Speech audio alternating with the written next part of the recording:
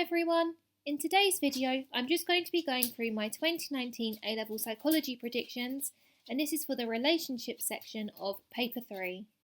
And of course, as I've said within all of my other videos so far, you do still need to make sure you revise everything, as I could be completely wrong. Another quick disclaimer is that I never studied relationships at A-Level. I didn't choose this option, my teacher didn't choose this option for me, but I do have a knowledge of the content. On screen now is a list of the topics I've already covered and have made videos of. All of these you'll be able to find on my channel. Relationships is obviously in bold because that's what this video is on. So first of all, what was in the 2018 paper?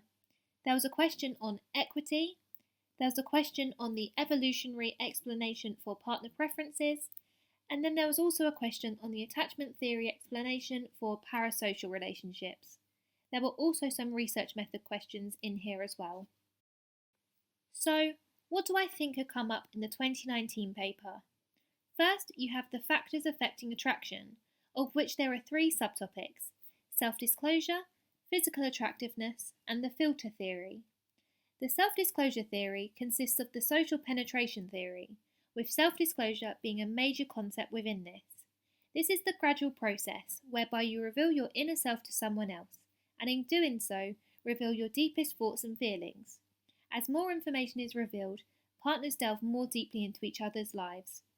You also have the idea of breadth and depth of self-disclosure. It has been suggested that as both of these increase, partners become more committed to each other, as the true self is revealed. Finally, you have the reciprocity of self-disclosure. For a relationship to develop, it needs to be reciprocal, which means that both partners need to reveal themselves to each other. The topic of physical attractiveness includes elements such as the halo effect and the matching hypothesis. The halo effect explains how one feature, here it is physical attractiveness, overrides our influence on the judgment of the other attributes of a person, for example, their personality. The matching hypothesis was created by Worcester and proposes that people tend to choose romantic partners who are of a similar level of physical attractiveness to themselves. In order to do this, you must have a realistic judgment as to how attractive you actually are. Finally, you have the filter theory, which has 3 levels. The first of these is social demography, which refers to a range of factors influencing the chances of potential romantic partners meeting in the first place. Examples of these factors include location, level of education, and religion. Those who are too different from ourselves are discounted as being a future partner. This filtering leads to homogamy, which means that you're more likely to form a relationship with someone who is similar to yourself. The second level is similarity in attitudes. Partners generally share values and beliefs, and this is important for the development of romantic relationships, particularly in the early stages of relationships, as it promotes self-disclosure. The final level is complementarity, which is regarding the ability of romantic partners to meet each other's needs. This comes from the ability of one partner to cover the inabilities of the other. Complementarity is more important in long-term couples. Next, you have the theories of romantic relationships, with the social exchange theory and Rusbult's investment model of commitment.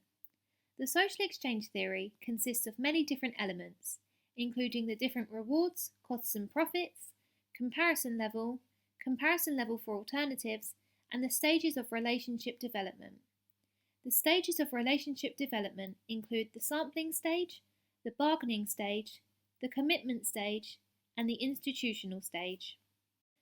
According to Rusbult's investment model, commitment is dependent on 3 factors: satisfaction level, comparison with alternatives, and investment size. Within this section, you also need to know about the relationship maintenance mechanisms.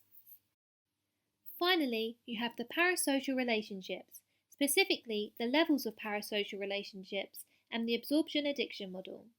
Within this, you have the entertainment social relationship, which is the least intense level of celebrity worship. There's also the intense personal relationship, which is at the intermediate level. And finally, you've got the borderline pathological relationship, which is the strongest level of celebrity worship. The absorption addiction model has 2 components to it.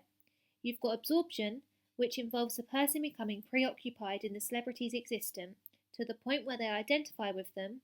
And then you've also got addiction, which is where the person sustains their addiction by showing a stronger involvement in the celebrity's life. This can lead to extreme behaviours and delusional thinking. And then again, as with all of my other topic 3 videos, I've also included here about the possibility of there being a comparison question within this topic. So just make sure that you are prepared for the possibility of this coming up. Also, we often see research methods appear within this topic, so just make sure that you are up to date on your research methods revision, which hopefully you should still be after the research methods section in paper 2. Some years we see research methods being worth a large proportion of the marks, whilst other years it's been seen being worth only a few marks. So just make sure you're prepared for every eventuality and that you know your research methods content. It is also worth me just noting that the content marked in red is what I think is the most likely to come up. That doesn't however mean that it's definitely going to come up, nor do I think it will definitely be a 16-mark question. It's just these are the topics that we haven't really seen so much before and therefore are the ones I feel are most likely to come up. And again, just to reiterate the fact that you do still need to make sure you still revise everything, as AQA like to repeat material. Even though something may have come up as a 16-mark question last year or the year before, or even in the specimen papers, it doesn't mean that it won't come up again, as AQA like to reuse material that they think people are expecting not to come up. And so, with all of that being said, I just want to say a huge good luck to all of you. Of course, if you have any other questions, feel free to leave them down below and I'll do my best to get back to you.